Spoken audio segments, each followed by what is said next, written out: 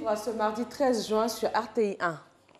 La conférence sur le partenariat G20 Afrique en Allemagne, le président ivoirien y a pris part hier lundi. Le président Alassane Ouattara a présenté les opportunités d'investissement en Côte d'Ivoire. Le thème retenu cette année, partenariat G20 Afrique, construire un avenir commun. Journée de sensibilisation à l'albinisme ce 13 juin.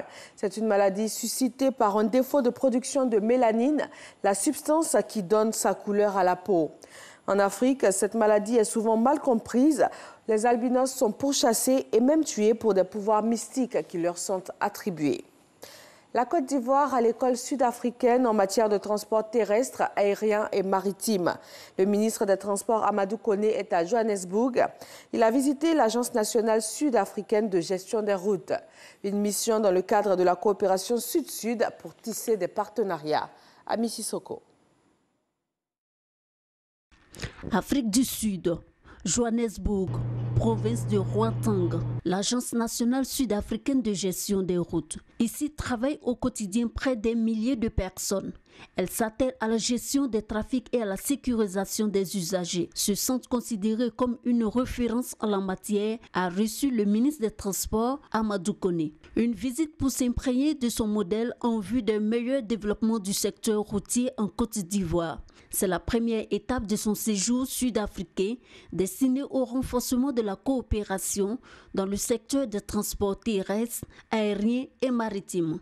Ils ont développé beaucoup d'applications pour réagir donc assez rapidement sur la qualité des routes, sur les incidents sur les routes, sur la sécurité, la formation donc, du personnel, ainsi de suite, pour baisser donc, le nombre d'accidents de la route. Je vais vous dire que leur secret des réussites sur les routes, c'est juste avoir des informations appropriées, arranger les routes avant que ça puisse se détériorer. Prendre des décisions formelles et une bonne décision. Sinon, ça coûte plus cher si les routes se détériorisent avant que vous ne puissiez arranger. Ont été abordés au cours des échanges ici la prévention et l'anticipation dans l'entretien des routes, l'utilisation des technologies dans la gestion des circulations et des routes à péage, la sécurité routière et autres. La visite de travail du ministre des Transports Amadou Koné en Afrique du Sud va durer 4 jours. Prochaines étapes, la rencontre avec les responsables de la compagnie South African Airways et les autorités en charge des transports aériens et maritimes.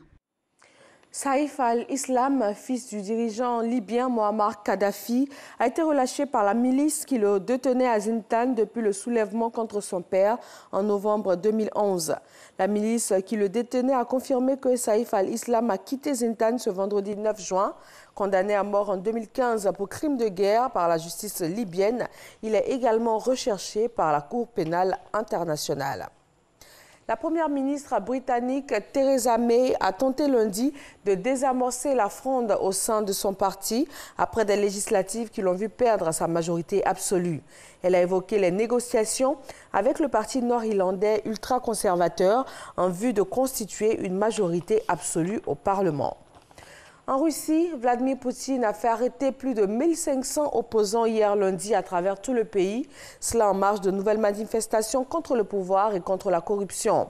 Parmi eux, l'opposant numéro 1, Alexei Navalny, condamné à 30 jours de prison, la peine maximale encourue. Il a été reconnu coupable d'avoir appelé à des rassemblements non autorisés par les autorités. Merci de nous suivre sur RTI 1. Je vous retrouve pour le journal de 13h. Très bonne journée à tous.